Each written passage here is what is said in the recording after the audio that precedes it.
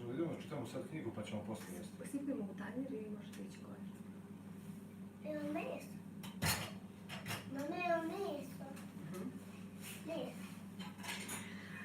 Okay. Family life. I apologize. Hi.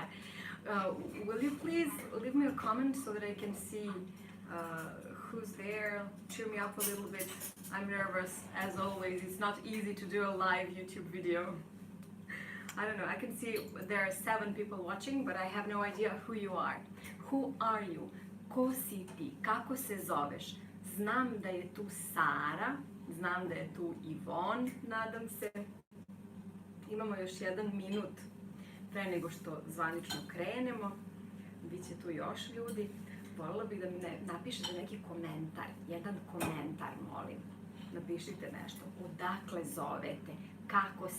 Kako se zovete i odakle gledate? What's your name and where are you watching from?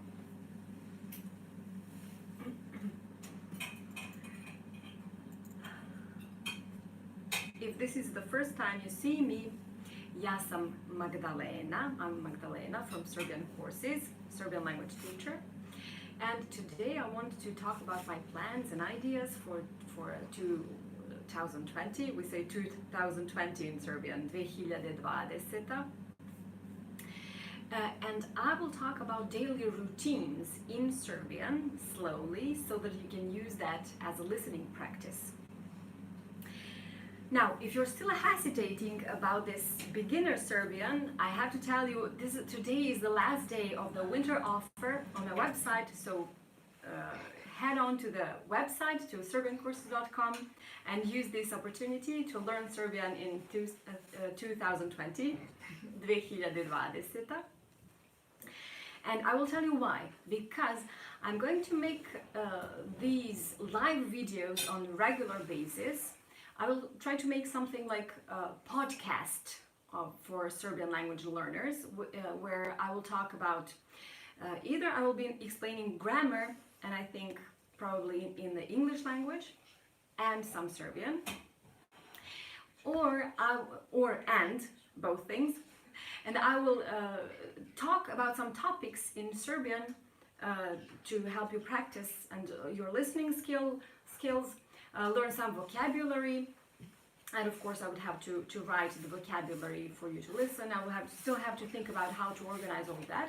But anyways, I'm going to start a podcast, Serbian language podcast, on a regular basis. So make sure to learn that basic Serbian so that you can focus and understand and get the most out of this podcast. Okay. This is also where I need your feedback. I would like to know, what are you interested in? What do you want to listen about? What are the topics in grammar that you need more explanations? Or what topics would you like to learn how to talk about? And I want you to give me new ideas. I mean, you can give me new ideas. I will think of something myself, of course, but I would like to hear your side, because I'm doing this for you. I want to make it the best for you as my listeners and my students. So your ideas are most precious and valuable for me. The best way to send me your ideas is, of course, through my contact form on my website, through my email, or through my Facebook page. Don't hesitate to write me. You can even write me here in the YouTube. Okay. I'm going to start now to talk in Serbian, and I will talk about the Serbian New Year. Today is the Serbian New Year's Eve. Srećna Nova Godina, Happy New Year. And I will talk about holiday season, about work and daily routine, you know, what we do on regular basis, and what's different when it's holiday season, and why I prefer working days than holiday days.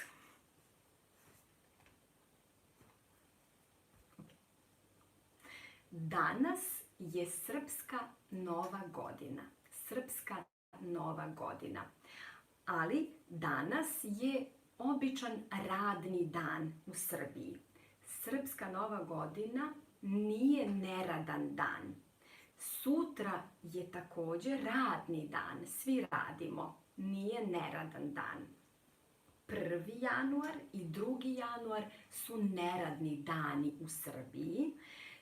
Također 7. januar, kada je naš Božić, i 8. januar, dan posle Božića, su neradni dani, tada ne radimo. Ali danas, na Srpsku novu godinu, ovo je u stvari doček Srpske nove godine, i sutra, kada je Srpska nova godina, to su radni dani. Danas je također posljednji dan raspusta. Raspust, to su praznici u školi, kada škola ne radi. Znači, danas je prvi radni dan posle raspusta. U Srbiji su deca bila na raspustu u Vojvodini od katoličkog Božića do danas. Kao što možda znate, možda ne znate, ja imam sina koji se zove Viktor. On ima 3 godine i nekoliko mjeseci i ide u vrtić. I danas smo imali jedan relativno normalan dan, zato što vrtić nije radio, Viktorov vrtić nije radio od 1. januara, znači 31. decembar je bio posljednji radni dan, pa sve do danas imali smo 13 dana raspusta. Vrtić to je kao škola za malu decu. Vrtić je bio na raspustu i Viktor je bio na raspustu. Naravno, ja nisam bila na raspustu. Ja sam imala svoje časove, svoj posao, morala sam da radim, morala sam da kuvam, imala sam sve normalne obaveze, samo što još nisam imala vrtić. Moj sin je bio tu sve vreme. I tako, kada su praznici, naša rutina je poremećena. Poremeti se rutina. Remeti rutinu to što ne radi vrtić. Sada ću vam ispričati kakva je naša normalna rutina. Kada je sve kako treba, kada je sve normalno, naša normalna svakodnevna rutina jeste da se budimo oko 7 sati ujutru. Budimo se ujutru u 7. Onda pijemo kafu, doručkujemo i moj muž vozi mog sina u vrtić. Moj muž Bojan vozi mog sina Viktora u vrtić. A ja kuvam drugu kafu, kuvam još jednu kafu, drugu kafu i sedam za računar da radim. Odmah počinjem da radim. I tako, kada se moj muž vrati, mi radimo sve vreme do 1 sat, do pola 1 zapravo, pošto u 1 sat Viktorov vrtić se završava. Dakle, odlazimo po Viktora u vrtić. Odlazimo u vrtić po Viktora, znači idemo tamo da uzmemo Viktora iz vrtića. To često radim ja. Zašto? Zašto ne idem ujutru? Zašto ja ujutru ne vozim Viktora u vrtić? Zato što je hladno i ja ne želim da ja palim auto i da ja grejem auto i da meni bude hladno, zato što to može da radi moj muž. Ja se izvlačim. Kažemo izvlačiti se. Ja se izvlačim zato što mogu da prepustim to da radi moj muž. Onda, pošto ja nisam ja odvezla Viktora ujutro u vrtić, onda popodne ja idem po njega u vrtić, idem da ga uzmem. Onda mi zajedno ručamo, često se šetamo, odemo zajedno do grada da se prošetamo ili odemo do parka da se prošetamo. Ako je lepo vreme, nekad vozimo bicikl. Nekad biciklom idem po Viktora u vrtić kada je lepo vreme. Sada je zima, sada naravno nema bicikla, samo autom. Došla je moja mačka, ovo je moja mačka koja se zove Berna i koju sam zaboravila da spomenem. Nisam rekla o njoj u našoj dnevnoj rutini, da ujutru se prvo nahrani Berna, prvo pustimo Bernu, pošto ona spava u predsoblju sada, pustimo je u kuću i nahranimo je, pa onda sve ostalo. Znači prvo mačka, pa dete, pa mi. Dobro. I naša normalna rutina je da Viktor posle ručka spava. On spava popodne, još uvek je mali, ima samo 3 godine. I posle ručka on spava i tada mi isto možemo da radimo. Ja popodne, svakog dana popodne takođe imam časove. Viktor se igra sa tatom dok ja držim časove ili Viktor sa tatom ide u šetnju ili ide u igraonicu ili ide u kupovinu dok ja držim časove. Uveče nam je ustaljena rutina, nešto što stalno radimo, to je da peremo zube, čitamo knjigu i spavamo. Imali smo problema sa pranjem zuba. Ako imate dece, znate kako je teško naterati dete, privoleti dete da pere zube. To je zaista jako teško, ali smo uspeli i obavezno svako veče Viktor pere zube i nakon toga on sam bira, odlučuje koju knjigu od onih koje imamo želi da čita. Onda čitamo tu knjigu i kada pročitamo knjigu, ugasimo svetlo i spavamo. Ja obično zaspim zajedno sa Viktorom, najčešće je tako, najčešće zaspimo zajedno. Onda se ja probudim i ustanem i onda još nešto, ako treba, uradim po kući. Ili moj muž i ja gledamo film, pričamo ili čitamo neku knjigu za odrasle. To je novo. Ja jako dugo nisam mogla da čitam knjigu, nisam imala vremena, čitala sam sa Viktorom dečje knjige, a od skoro odvajam vreme i mogu da čitam i knjige za sebe. I počela sam da čitam mitologiju ponovo, to oduvek sam volela, uvek sam volela da čitam mitologiju i sada sam završila ovu knjigu, Neil Gaiman, to je nordijska mitologija, a danas je stigla knjiga, evo sad ću vam pokazati, pošiljka je stigla, ja sam kupila 2 knjige koje su došle ovako zapakovane iz knjižare i stigla je knjiga Slovenska mitologija, tako to je sledeća knjiga koju ću čitati.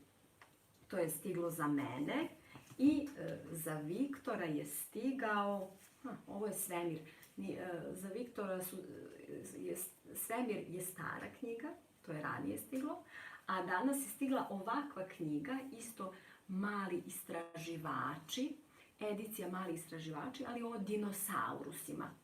Međutim, Viktor sada čita tu knjigu, tako da vam je ne mogu pokazati, jer on upravo sada čita tu knjigu.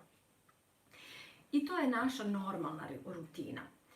Ali kada su praznici, kada ne radi vrtić, onda imamo zbrku.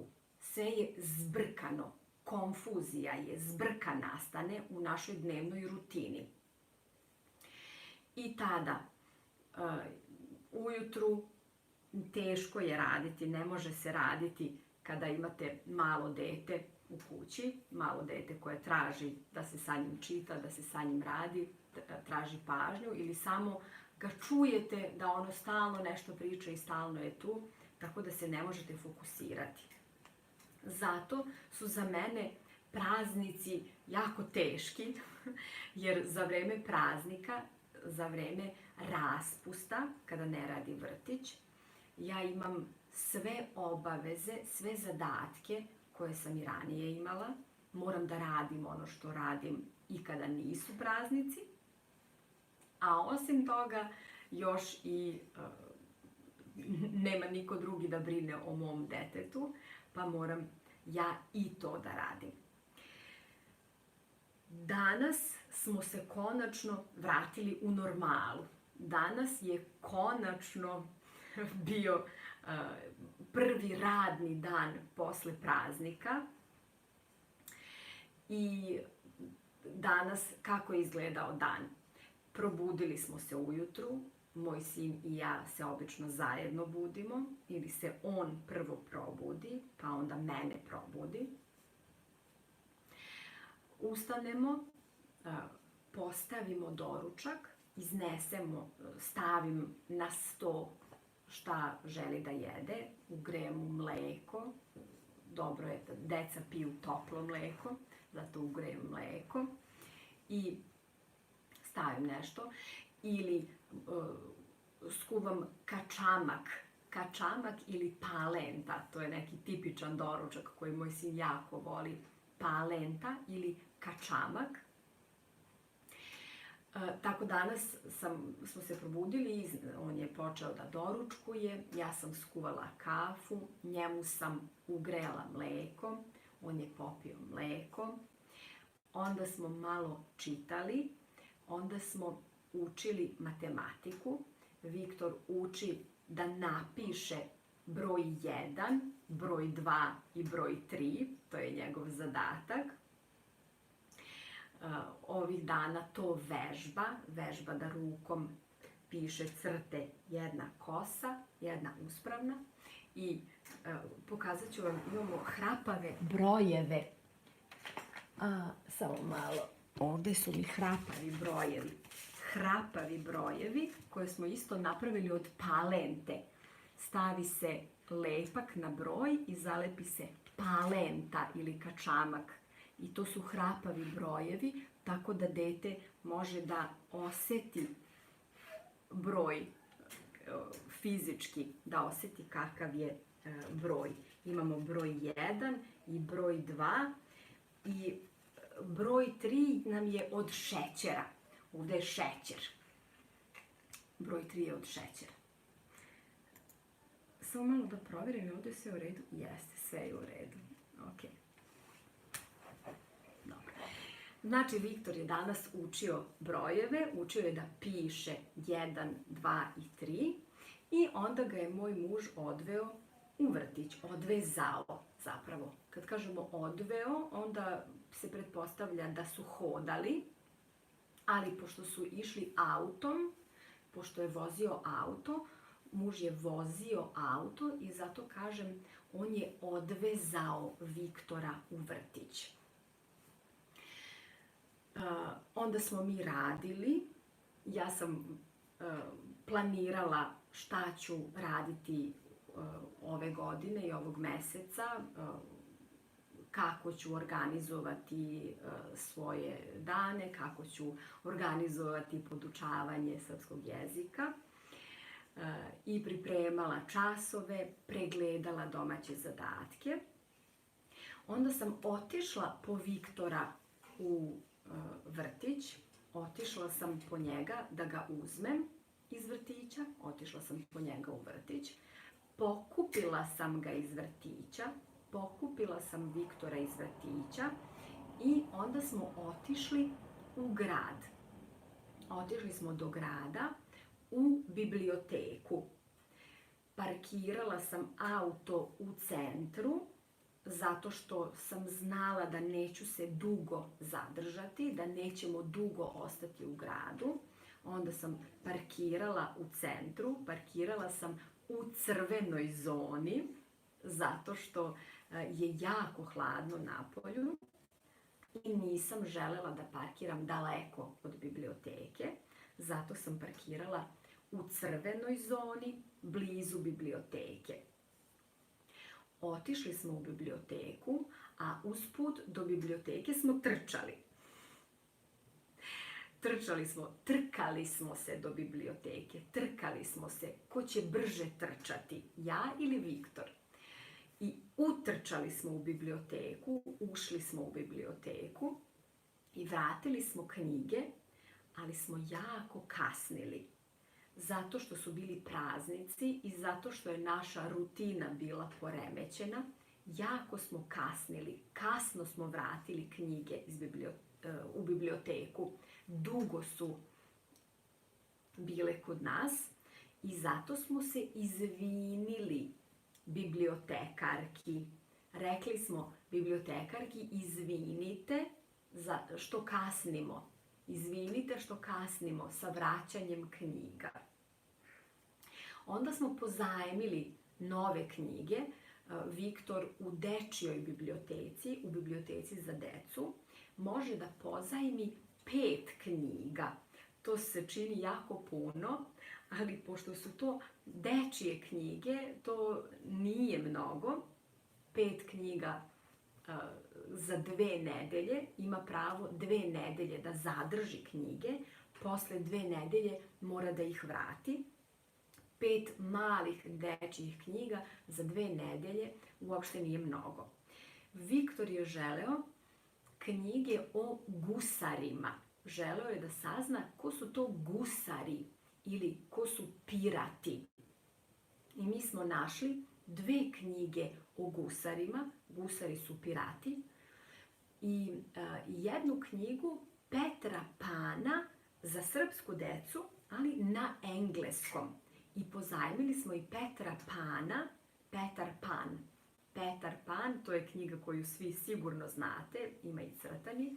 Viktor je čitao tu knjigu, imamo je i čitali smo je, a sada smo pozajmili Petra Pana na engleskom jeziku. Zato što u Petru Panu takođe postoje gusari. Kapetan Kuka je gusar. Kapetan Kuka i njegovi mornari su gusari. Nadam se da ste razumeli ko je Petar Pan. Jeste? Ok. Vratili smo se kući onda iz biblioteke i Viktor je zaspao u autu. To je jako tipično da on posle šetnje zaspi u autu. Kada sam dovezla auto, kada smo došli, uvezla sam auto u dvorište, uparkirala sam auto i morala sam da iznesem Viktora iz auta. Morala sam da ga uzmem i da ga iznesem iz auta i da ga unesem u kuću. Unela sam ga u kuću, moj muž ga je uzeo i odneo u krevet da nastavi da spava. Znači, ja sam iznela Viktora iz auta i unela sam ga u kuću, a moj muž ga je uzeo i odneo u krevet.